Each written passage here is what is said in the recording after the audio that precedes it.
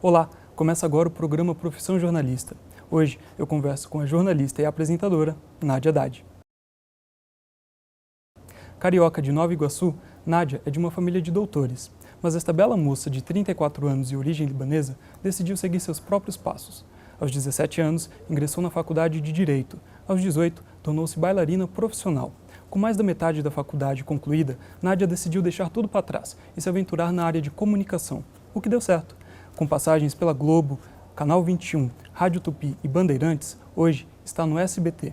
Mas nem tudo são flores. No dia 29 de agosto de 2005, enquanto se preparava para a cobertura de um tiroteio no Rio de Janeiro, Nádia foi atingida por uma bala perdida, o que quase lhe custou a vida.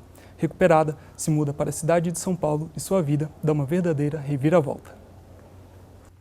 Nádia, a sua vida é repleta de mudanças, de reviravoltas. Uma delas é que você começou cursando Direito e mudou para o jornalismo de uma hora para outra. Largou tudo e foi fazer jornalismo. Por que o jornalismo?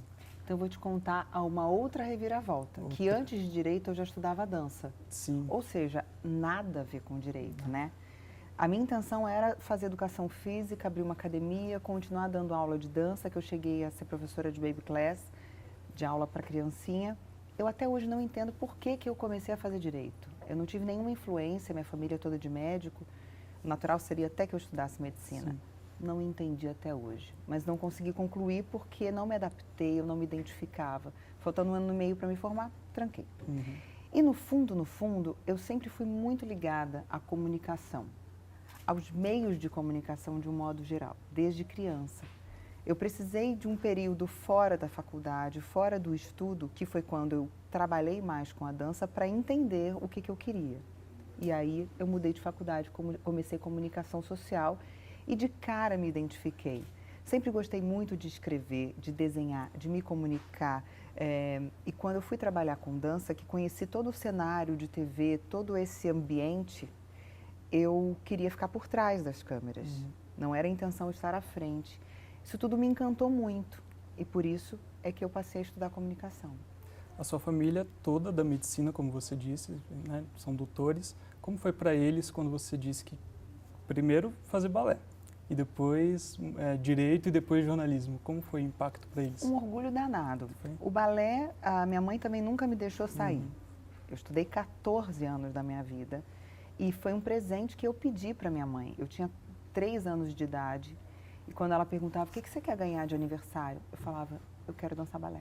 Não, mas você é muito nova, é muito menina, não pode, tudo mais. Então, com 4 anos, ela me deu de presente e eu lembro até hoje, ela com a caderneta, me presenteando, porque eu queria muito. Eu tenho fascínio pela dança até hoje, é algo que está intrínseco a mim.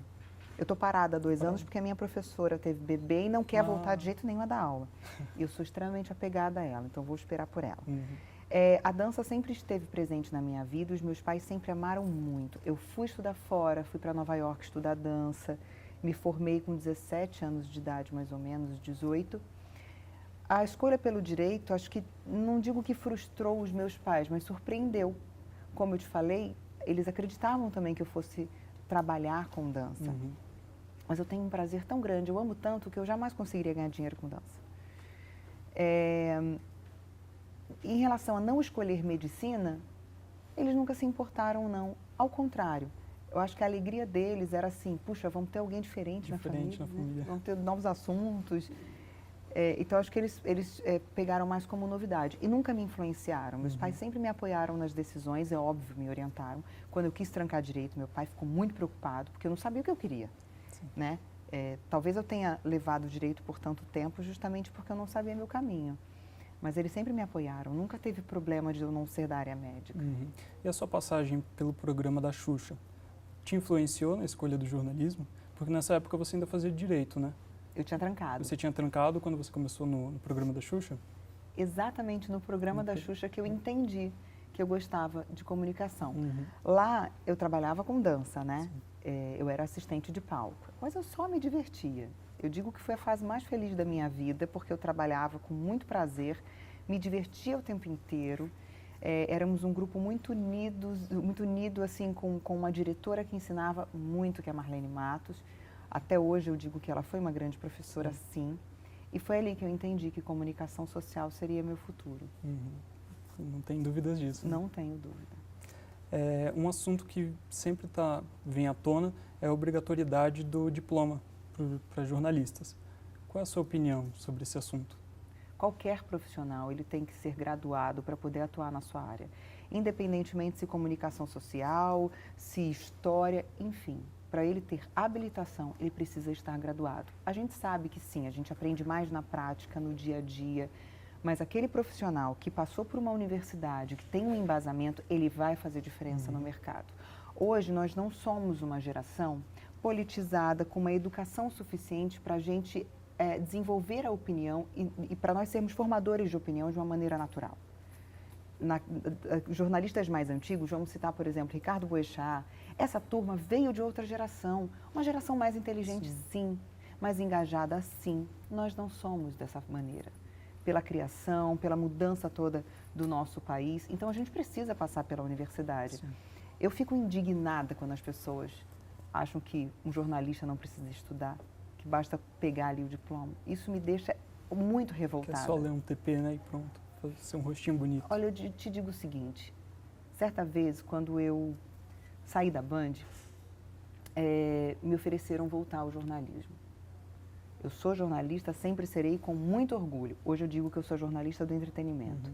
E quando um determinado diretor me convidou para apresentar um certo jornal, eu disse a ele, olha, muito obrigada, minha intenção não é voltar para o jornalismo.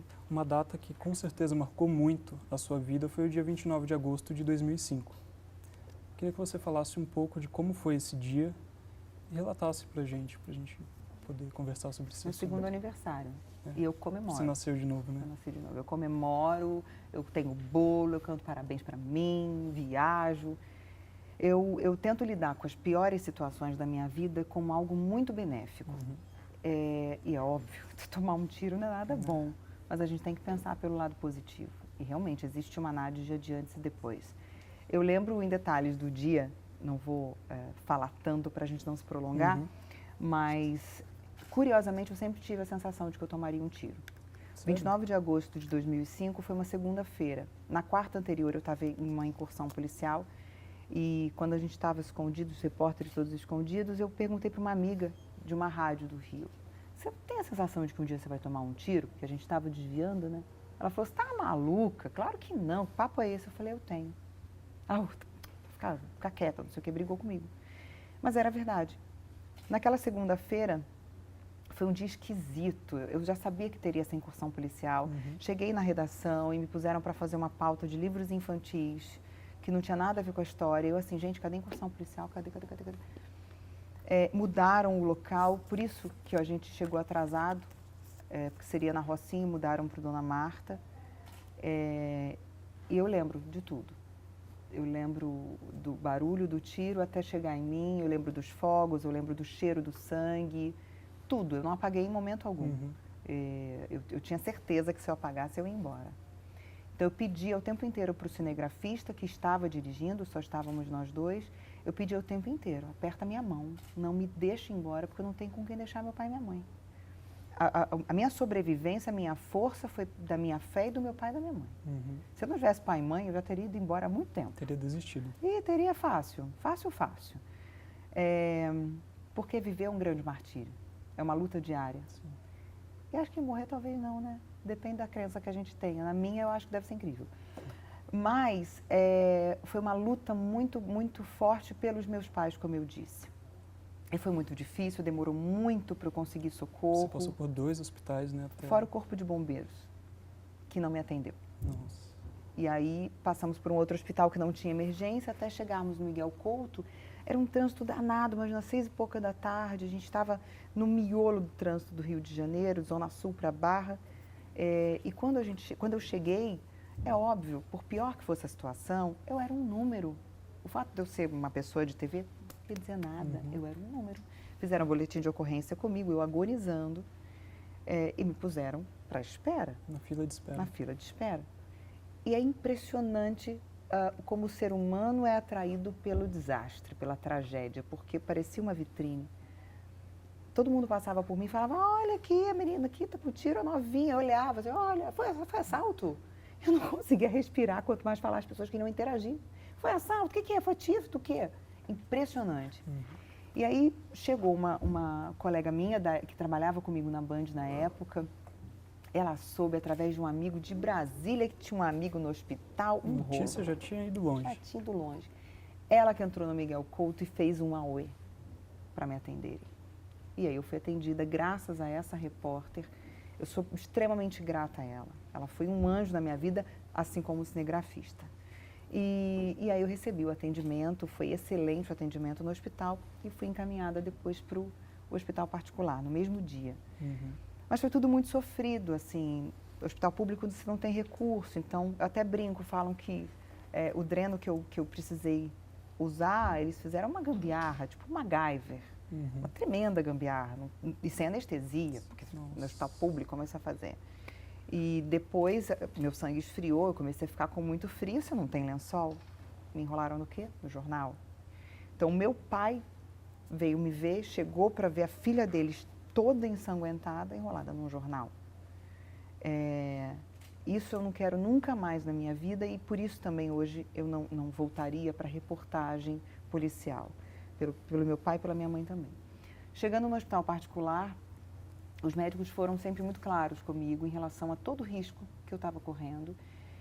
E eu tive uma recuperação muito boa, mas até chegar ao fim dessa história, eu passei por maus bocados no hospital. Quando eu soube que eu teria que fazer uma nova cirurgia, tirar uma parte do meu pulmão, eu falei, puxa, mas estou fazendo tudo direitinho, né? Eu sentia muita dor, mas não deixava ninguém saber que eu estava com dor. Tinha pavor, até hoje tenho pavor, que as pessoas tenham pena de mim, então...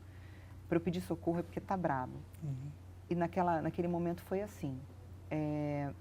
E aí, quando eu soube da cirurgia, eu fiquei muito triste. E eu pensei, quer saber, se eu tiver que morrer, eu quero morrer com dignidade. Eu estava muito... eu não sei se você vai chegar nesse tema, mas eu falei, puxa, eu tô feia, tô peluda, meu cabelo tá horrível, porque o sangue queima o cabelo. Meu cabelo era muito maior. Eu falei, com a sobrancelha feia, a unha feia, se eu morrer, as pessoas vão ficar olhando o caixão, vão falar, nossa, é a Frida Kahlo? Tô de buço. Não. Pedi autorização na UTI, gente. Pedi autorização, cortei cabelo, fiz terreno na sobrancelha, eu fiz. Fiz francesinha, toda linda para o centro cirúrgico. Me despedi de todo mundo, aprendi a falar o quanto eu amava, porque eu não tinha esse hábito. E deu tudo certo. Graças a Deus, em 2 dias eu estava em casa, né? Mas foi muito difícil, foi uma fase complicada, mas foi fundamental para a minha evolução como ser humano. O tiro mudou o seu relacionamento com os pais, com amigos? 100%. Porque nessa hora você vê que você pode morrer a qualquer momento, né? A qualquer momento. E eu te falo que até hoje eu tenho muitos tropeços na minha vida, porque eu sou extremamente intensa. Eu falo que eu me afogo no raso, no profundo é onde eu me encontro. Eu aprendi a ser intensa. Eu aprendi a dizer eu te amo. Eu nunca tinha dito eu te amo para meu pai e para minha mãe. Você imagina a frustração. Acho que eu ia voltar para puxar o pé só para falar. Então, hoje eu tenho novos hábitos, uma nova maneira de pensar, que nem sempre é melhor, porque não é todo mundo que passa por uma luta pela sobrevivência, né? Então, muita gente não dá valor a isso. Muita gente não dá valor pelo coração bobo que eu passei a ter.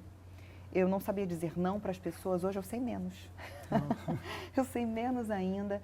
Mas eu vivo com muita intensidade, muita intensidade. Eu vivo em busca de felicidade a toda hora. Eu não tenho limite para nada, porque eu não sei meu dia de amanhã. E quando eu vou lidar com as pessoas, eu sempre penso, puxa, se eu não fizer isso, e se ele morrer amanhã? Porque eu sei que isso pode acontecer, né? Eu mudei muito, mas foi fundamental, eu era chata. Não que eu não seja chata, porque eu sou muito chata. Mas eu era insuportável, eu era uma velha, ranzinza, só reclamava, não bebia. Um dado curioso é que, né, assim, para título de curiosidade, é que você no dia estava sem o colete, né? E se você tivesse colocado, a bala não teria saído. Exatamente. Você poderia ter morrido. Tudo é o dedo de Deus na vida da gente. Eu sempre fui extremamente prudente quando eu fazia as incursões policiais. E a nossa orientação, é óbvio, era sempre estar de colete. Contudo, era colocar o colete ao chegar no local. No momento em que eu tomei o tiro, eu estava virando para pôr o colete. Então, veja, se eu estivesse de frente, eu teria morrido na hora. Se eu tivesse de colete, teria perfurado, mas a bala não teria saído. Então, até para isso, eu acho que meu anjo da guarda, assim, a galera do mundo espiritual botou a mão e falou, filha, vira, a hora é essa. E não bota esse colete. Então, de fato, as pessoas perguntam para mim, questionam por que eu não estava de colete, porque eu estava indo colocar, só por isso, porque eu sempre fui muito prudente. Uhum. E o blindado também, te digo, hoje eu não sei como é, né? Mas o blindado era só aqui, aqui na frente e na mesma direção atrás. Então, a bala entrou aqui e teria perfurado da mesma forma. Vamos deixar essa parte chata, né, para trás. Vamos falar de coisas mais alegres. Você fez reportagem, você já apresentou o Jornal da Band, fez o Video News, fez o SBT na web. Qual formato te atrai mais? O que você gosta mais de fazer? Que pergunta difícil. É difícil? Ou você gosta de fazer tudo? Você pulou rádio. Rádio. Eu comecei em rádio. Na Tupi, né? Na Tupi. Eu gosto de tudo que me aproxima de gente comum, de histórias, de algo que me agregue.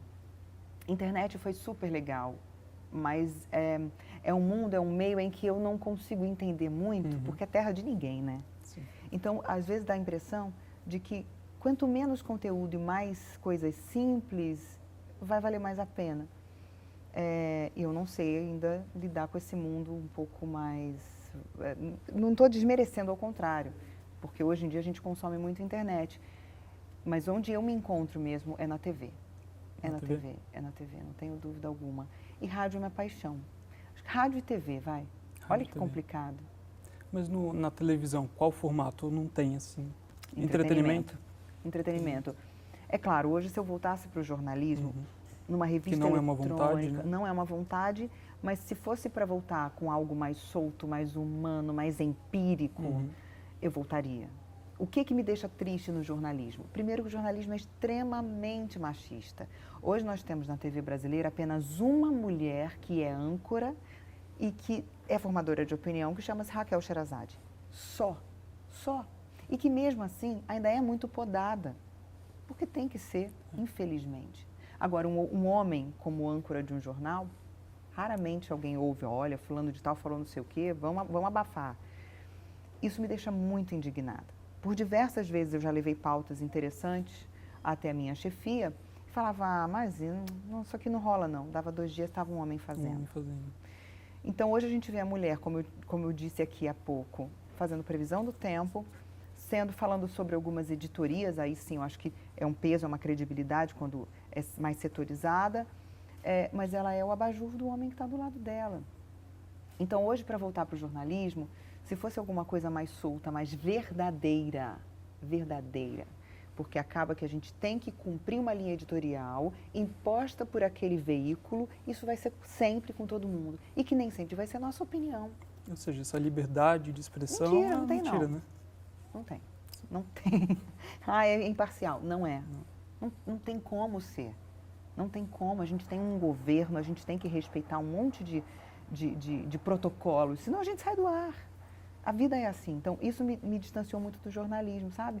Então, se é para viver de fantasia, me deixa no entretenimento. Que aí eu vou contar histórias verdadeiras, mas fazendo com que as pessoas enxerguem de uma outra maneira. Criando a fantasia dentro da cabecinha das pessoas, da realização de sonhos. Eu prefiro que seja assim.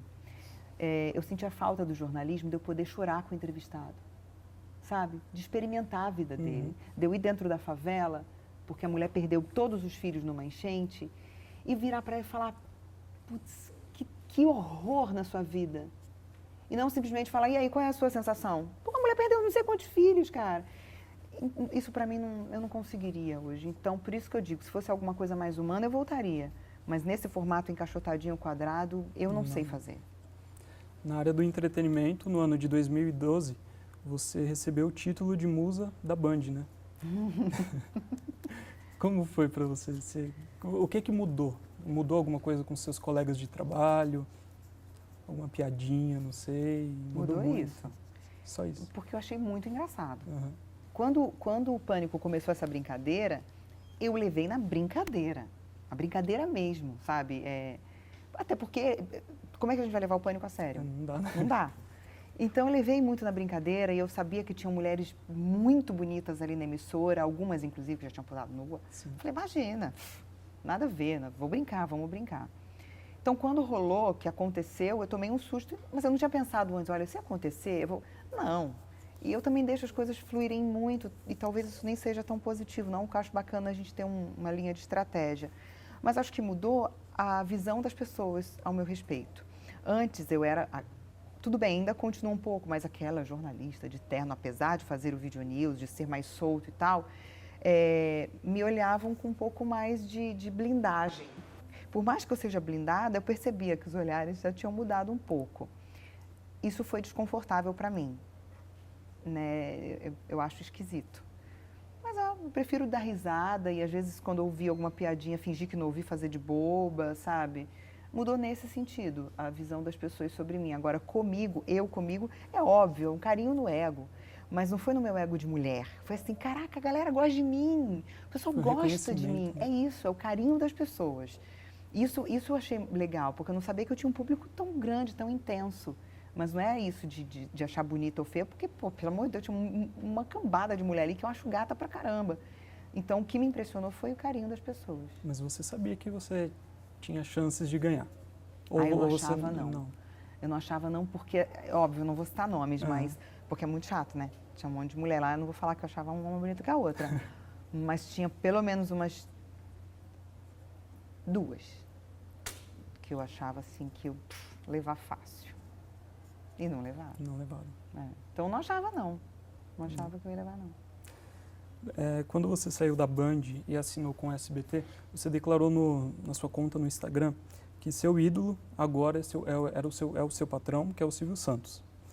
Você se inspira nele como Meu ídolo profissional? sempre foi o Silvio Santos. Desculpa até interromper a sua pergunta, porque eu sou completamente apaixonada.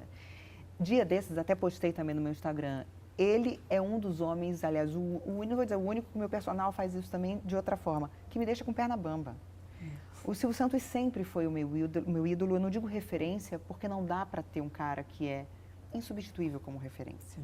Pode ter, assim, eu tenho referência de carisma, de simpatia, da maneira que ele lida com o público. Agora, desde criança, ele sempre foi o meu ídolo. Eu brincava com os meus primos de programa Silvio Santos. A minha prima sempre era o Silvio Santos, eu era a tiazinha da plateia que ficava pegando dinheiro. O aviãozinho. Sempre. E o meu primo era o Rock. A gente sempre brincava disso, né? Quando eu fui contratada pelo SBT, esse meu primo, na mesma hora, mandou mensagem: prima do céu, não acredito que você está trabalhando com ele. Lembra que a gente brincava e tal?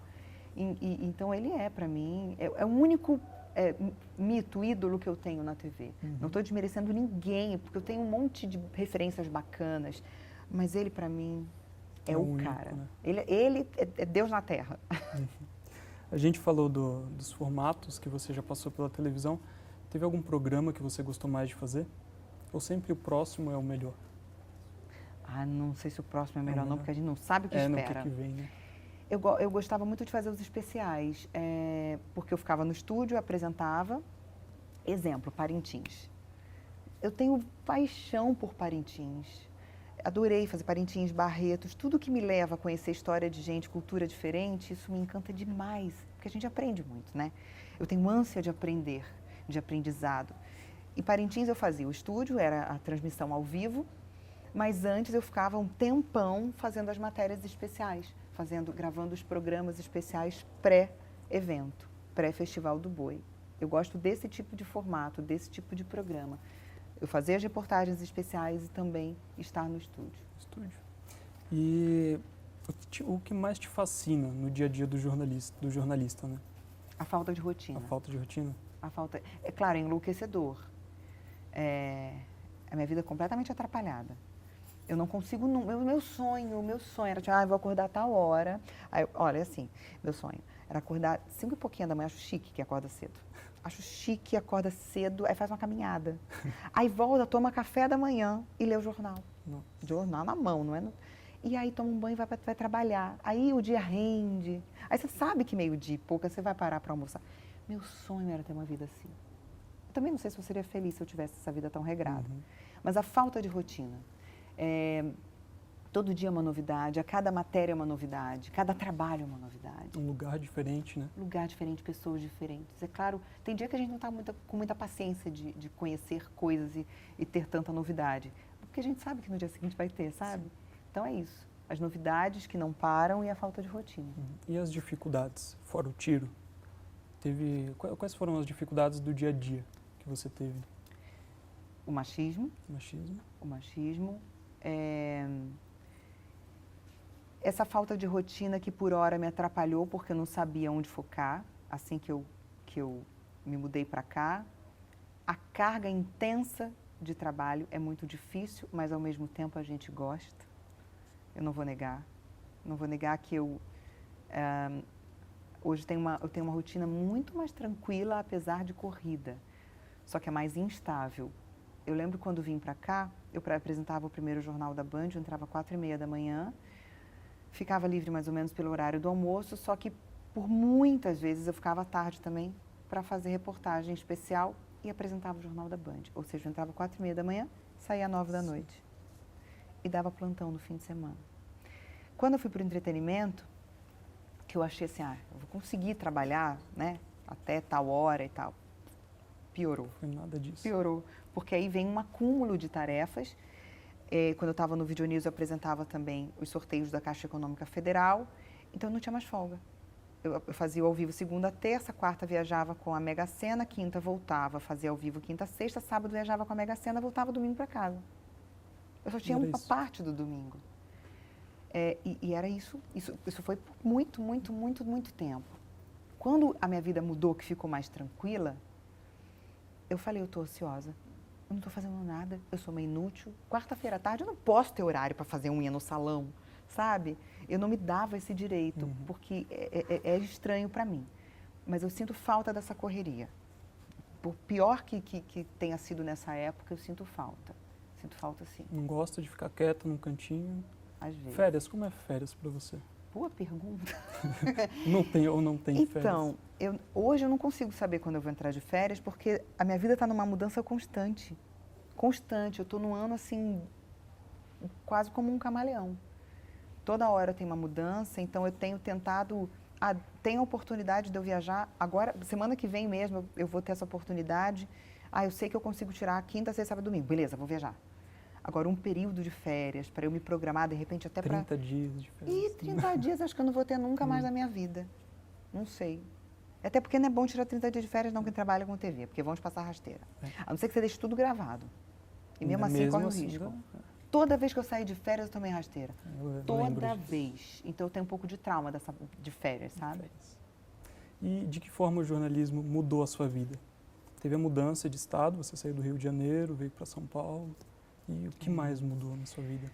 Nossa, acho que mudou de ter que estudar cada vez mais, de ampliar os meus conhecimentos e do meu nível de exigência. Desde criança eu sempre fui muito exigente comigo em todas as áreas. Depois do jornalismo isso aumentou muito, né? Como eu falei, cada dia é uma novidade, cada dia a gente tem uma enxurrada de informações.